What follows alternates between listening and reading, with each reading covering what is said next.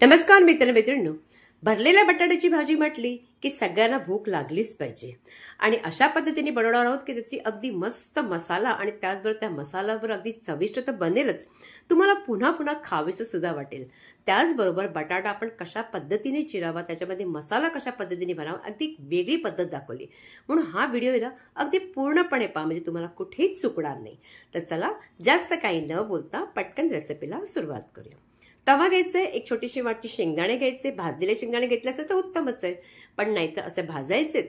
अगदी भाजले की कसे करतात, थोडीशी त्याच्या अगदी साली निघू लागतात, म्हणजे ते चांगले आतपर्यंत भाजले गेले।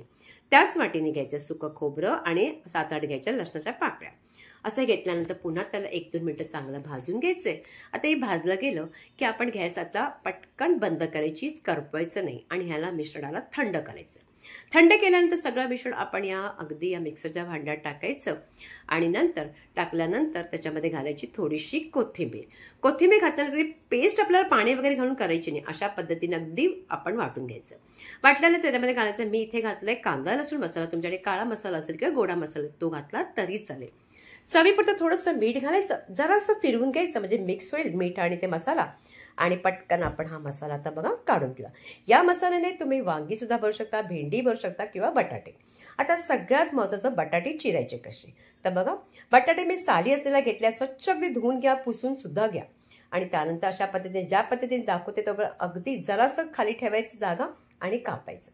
मग हा जो बटाट्याचा उलट फिरवायचा, फिरवल्यानंतर त्याला आपण पूर्ण या बाजूने फिरवायचं। ज्या पद्धतीने दाखवते ना त्याच पद्धतीने करा, पुन्हा त्याला एक अशा पद्धतीने चीर द्यायची। या पद्धतीने केल्यामुळे काय होईल, तुमच्या बटाट्यामधला मसाला बाहेर निघणार नाही, त्याचबरोबर आपला बटाटा तुटत सुद्धा नाही आणि मसाला आतपर्यंत दोन्ही बाजूने बटाट्याला चांगला लागतो। आता ही आपली चीर पाडली की बघा व्यवस्थित एका बाजूने इथे ये आणि त्याचबरोबर उलट बाजूने अशी या पद्धतीने कोणी दाखवली नसेल त्या पद्धतीने मी तुम्हाला दाखवले, अशाच पद्धतीने करायचे। आता हे सगळे बटाटे करून घेतले। आता काय करूया, याच्यामध्ये मसाला भरायचे।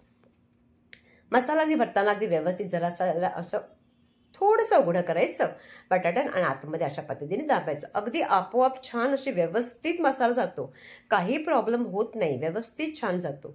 आणि दाबून दाबून जितका जातो ना तितका तुम्ही भरण्याचा प्रयत्न करायचा, म्हणजे बटाट्यातला मसाला सुद्धा भाजी करताना जरा सुद्धा निघत नाही।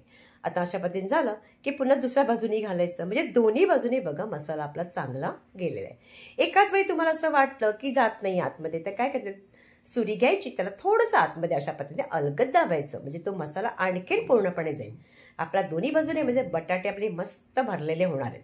आता अशा पद्धतीने सगळे मसाले आपण भरून घ्यायचे। आता बघा छान असे अगदी वाटतंच, बघा तुम्हाला दिसतच असेल की बटाटा मी कशा पद्धतीने भरलेला आहे। त्याच पद्धतीने सगळे बटाटे मी आता पूर्णपणे अगदी भरून घेणार आहे।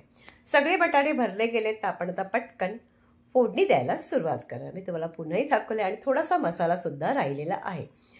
आता इथे काय करायचे, कढई घ्यायची, कढईमध्ये तेल जरा जास्त प्रमाणात घ्या, 2 मोठे चमचे घेतले, जिरं टाकायचे आणि त्याचबरोबर लसणाच्या थोड्याशा पाकळ्या टाकायच्या, ठेचून टाकायच्या, कढीपत्त्याची थोडीशी पानं आणि त्याचबरोबर इथे आपण टाकणार आहोत थोडंसं परतल्यानंतर एक कांदा टाकायचा। बारीक चिरलेला कांदा अगदी थोडा टाकायचा, जास्त टाकायची गरज नाही। चांगला कांदा झाला की त्याच्यामध्ये आपण थोडंसं परतायचं आहे। याच वेळी तिथे तुम्ही थोडंसं ना अगोदर मीठ घाला, पण मीठ बेताने घालायचे, आपण त्याच्यामध्ये सुद्धा मीठ घातलंय आणि त्याच्याशिवाय कांदा लसूण मसाल्यामध्ये सुद्धा आहे। इथे हळद घालायची आणि त्यानंतर परतल्यानंतर सगळे बटाटे ठेवायचे। अगदी अशा पद्धतीने आपण सगळे बटाटे ठेवायचे।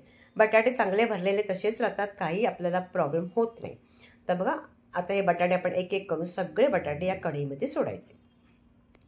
बटाटे सगळे असे ठेवल्यानंतर इथे आपल्याला काय करायचं, झाकण मात्र आपल्याला लावायची गरज नाही, पण या बटाट्यामध्ये ना आणखीन चव देण्यासाठी आपण काय करायचं, तो मसालाही बाजूला टाकायचा आणि त्याचबरोबर इथे मी ना थोडंसं लाल तिखट जरासा रंगासाठी टाकलेले, काश्मीरी लाल तिखट टाकले, त्याचबरोबर थोडेसे टमाटोचे ना स्लाइस केले ते सुद्धा टाकायचे, का फोडी अशा करायच्या आणि टाकायच्या आतमध्ये। टमाटो ना त्याच्यामध्ये अगदी चांगला शिजला जातो। आता अशा पद्धतीने ठेवलं की एखादं ताट ठेवायचं, त्याच्यावरती झाकण ठेवायचं नाही, अशा पद्धतीने झाकण ठेवायचं ताट, त्याच्यावरती पाणी घालायचं आणि अगदी मंद आचेवर मस्त शिजू द्या। त्या पाण्यामध्ये त्या पाण्याच्या वाफेनेच पाणी आतमध्ये जात राहील आणि चांगलं अगदी बटाटे मस्त असे आपले शिजले जातात। अगदी 5-6 मिनिटांनी मी पाहिले तर बघा मस्त बटाटे आपले शिजतायत। आता काय करायचं, ह्याला आपण थोडंसं उलट करून घेऊया, कारण एका बाजूला ते शिजले जातात तर पुन्हा आपण अशा पद्धतीने उलट करायची. हवेच तर तुम्ही ना बटाटे आणखीनही थोडेसे लहान घेतले तरी चालेल, पण अशा पद्धतीने जरी घेतले तरी चालतं. ही अशा पद्धतीची भाजी ना अगदी मस्त भाकरी चपातीवर अगदी उत्तम लागते. आता हे सगळे मी उलट केलेत आणि नंतर पुन्हा ते ताट तसंच ठेवायचं पाण्याचं. थोडंसं पाण्याचं अजून टाका, आतमध्ये घालू शकता, पण घालण्याची गरज नाही, कारण ते पाणी आपोआपच जातं आतमध्ये. बघा कितीचं पाणी गेलेलं आहे. मस्त मसाला सुद्धा अगदी छान झाला आहे. टोमॅटो चांगले गळले गेले, अगदी खमंग सुवास सुटला होता त्या भाजीचा. आता अशा पद्धतीने पुन्हा एकदा केले, पण आता हे बटाटे मात्र शिजले गेले. आता शिजले गेले ते कसं कळेल? तुम्ही सुरी घ्यायची, थोडीशी दाबून पाहिजे, म्हणजे आतमध्ये जाते, म्हणजे बटाटे शिजले गेले. पटकन आपण त्याला काढून घेऊया. आता बटाटे काढले बघा, मस्त भाजी झाली. तुम्हाला हवं तर थोडीशी पातळ करू शकता, पण अशा पद्धतीने थोडीशी सुकी दाटसर केली ना तर भाजी चपाती, आपल्या भाजी आणि याच्याबरोबर भाकरी चपाती बरोबर मस्त लागते. आता ही सगळी मी काढल्यानंतर कोथिंबीर थोडीशी घालायची आणि पटकन बघा आपली भाजी, भरलेली भाजी रेडी झाली. रेसिपी तुम्हाला कशी वाटली कॉमेंट्स करून सांगायचे. आवडल्यास जास्तीत जास्त लाईक करायचे, प्रत्येकाकडे शेअर करायचे. पुन्हा भेटायचे आपण एका छानशा रेसिपी बरोबर.